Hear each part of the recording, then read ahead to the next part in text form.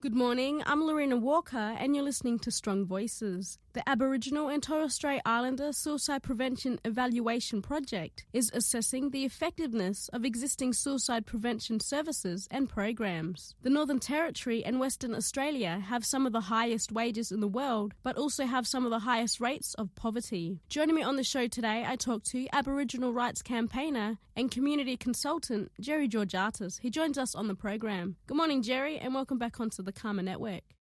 And good morning to everybody there at CAAMA and all the listeners. Happy to be on CAAMA once again. Gerry, there's, I suppose, a shocking rate, or at a high rate, Indigenous suicide is now just, I guess, skyrocketed. What I'm surprised at is just how young, some of these kids are. Can you just tell us about the Aboriginal and Torres Strait Islander Suicide Prevention Evaluation Project?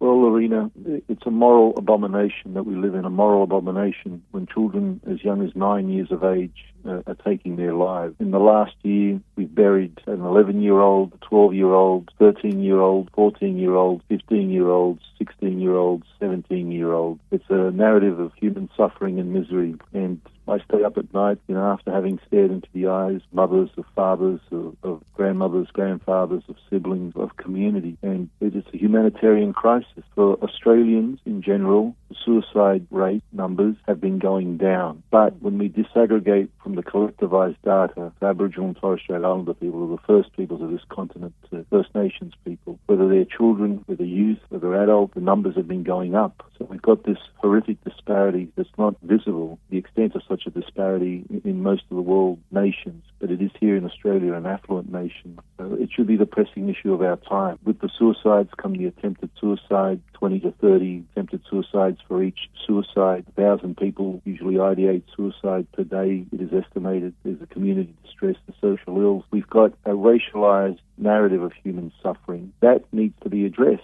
It can't just go idly by, as it has gone for a couple of generations, and as one government after another has languished. So I'm arguing to government, whether my engagements with government, from government board, in projects that I'm working with, such as the Aboriginal and Torres Strait Islander Suicide Evaluation Project for suicide prevention, that we do more now, immediately, that we make it the pressing issue of our times, that we highlight it till we get the change agency that's needed to address many of the problems that we know how to address, but we do need the government to step up, underwrite the addressing the remedy to these issues. A lot of it's got to do with poverty. A lot of it's got to do with the social quotient of communities, the social health quotient, and it's poverty, acute and mass poverty. It's driving the arrest rate, the incarceration rate, the filling of prisons, and also the suicide rate. But the ATSPEP project, the Aboriginal and Torres Strait Islander Suicide Prevention Evaluation Project, a federally funded but independent body based at the University of Western Australia and with many partners such as the Telethon Kids Institute, the Healing Foundation in Canberra and other partners, will make recommendations to government that need to be enabled on what way we go forward. And in the meantime, we're not just waiting for the recommendations at the end of the report building, because we've had one report after another, one piece of research after another, and we know pretty much what we need to know. But we need to go to the ways forward, not more of the same of what the problems actually are. We need to address the problem. We're actually working at real time in putting together many critical responses, and we have been doing that. We have been quarantining and preserving and protecting a lot of programs that do work, and we are putting into place programs that can work. And also we are actually arguing the case for many communities of their social health quotient, and we're having as much of that addressed as is humanly as possible. On your travels around to many communities around the country, are people, coming to you and saying that this needs to be fixed now? The elders and family members, suicide, especially in the Aboriginal community, we're all affected by it some way or forms. What's that like for you when you go to communities and things? This is something that they want to be fixed now? Well, I go to more communities than most, and that was a good question, Lorena, because indeed everybody that we visit in communities or engage with wants a fix now, wants the equality now, wants the respect that should have been garnered a long time ago, delivered now. But no one wants to lose their children. We weren't put on this earth to bury our children, but we do. We weren't put on this earth to betray one another, but we do. We betray expectations all the time, and this is what we're trying to address, and this is what parents, family members, community leaders, community advocates are asking of us.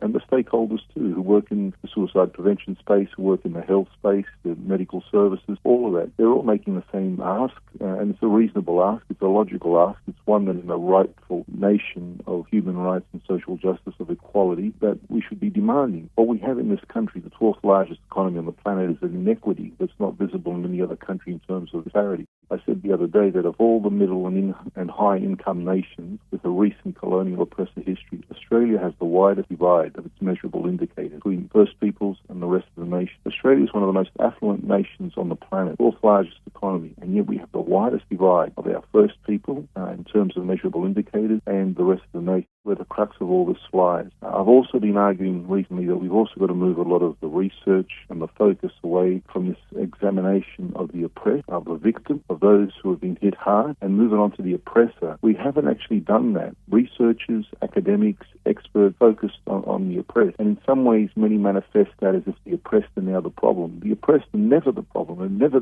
have been the problem, will never be the problem, and we cannot make them the problem and drop the mantra of self-responsibility upon them, which is not a plausible or logical or workable premise or tenet. We have to drop the focus for the first time in this nation so we actually have that national discussion on the oppressor, which is a system. It is a historical signature piece of this country that we have been born and founded in the last 120 years since Federation in 1901 by the oppressor. And we have been founded on oppressive tenets and principles. The Constitution itself, I'm not one who goes around reading constitutions, national constitutions, but I'm aware of a lot of the world's constitutions, national constitutions, and ours is the only one that I'm aware of that is actually racialized, that is actually racist, that actually has within its document the capacity to keep people downtrodden, the First People of this nation, and also to keep others out, the future migrants and potential migrants that would come in wave to this nation. And the Constitution was actually penned alongside the White Australia policy by the same people, and it has factored in the White Australia policy. The Constitution can't be fixed, it needs to be dumped, binned, and we need to take and then redraft it, done again, or whatever,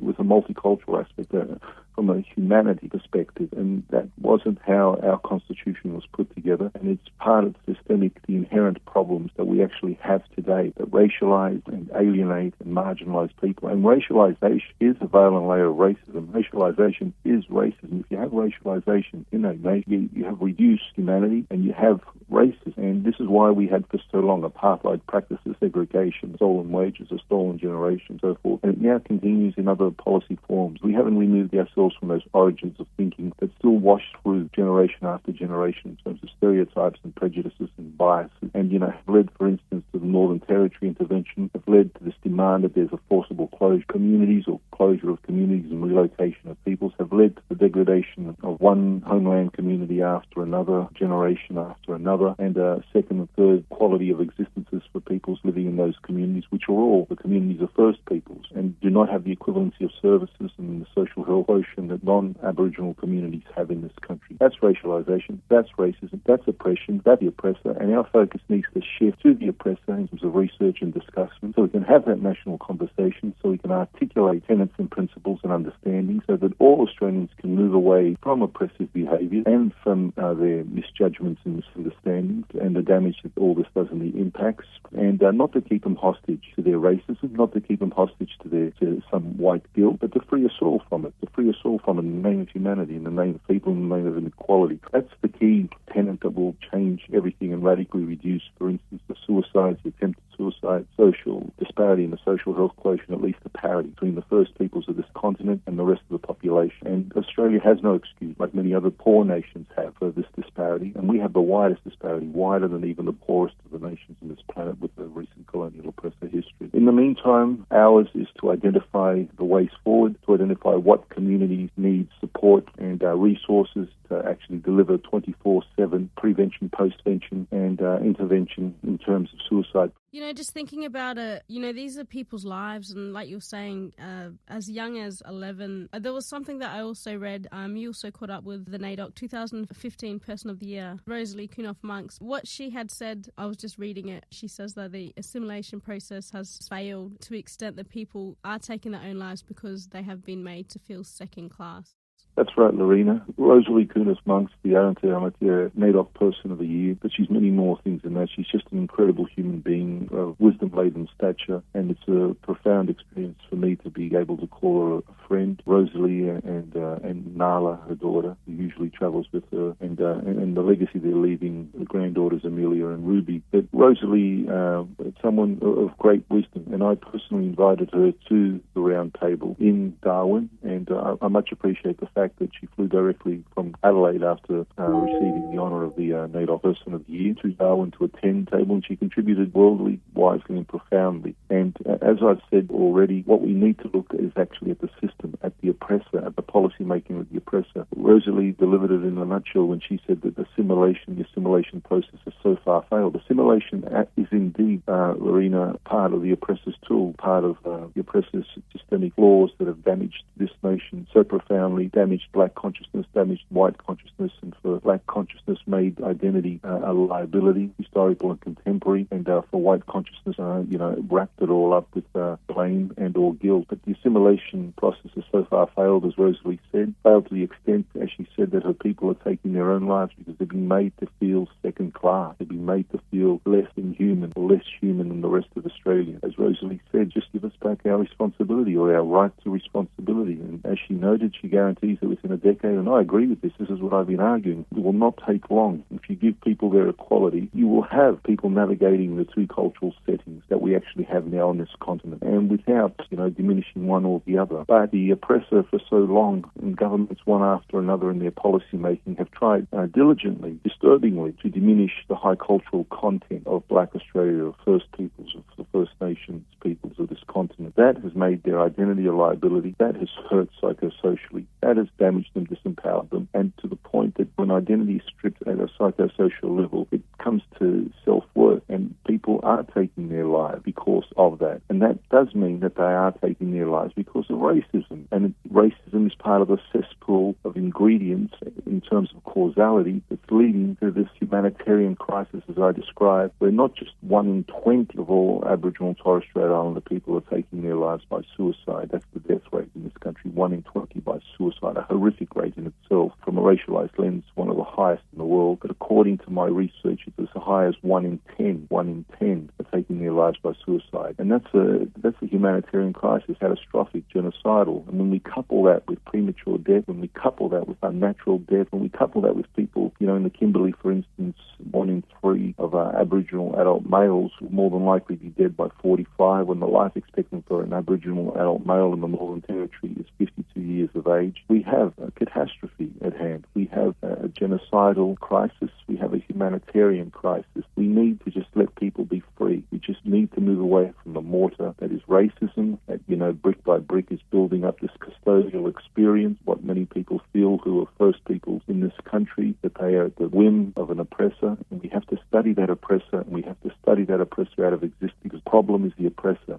The problem is not the oppressed, and we've got to move away with this fixation of exclusively studying as if, almost as Rosalie would say, are we museum pieces, to be studying endlessly the oppressed. We understand what's actually happened to the oppressed. We understand the impacts. We understand the trauma. We understand the healing that needs to be done. Gerry, I just wanted to say a huge thank you for joining us here on CAAMA Radio about this. And Lorena, much love to you and much love to everyone at CAAMA and listeners. And, the greatest legacy we can all have is to improve a lot of others to the point that we save lives. We've got to change lives to do that. So the greatest legacy we can have is that. Much respect to you all.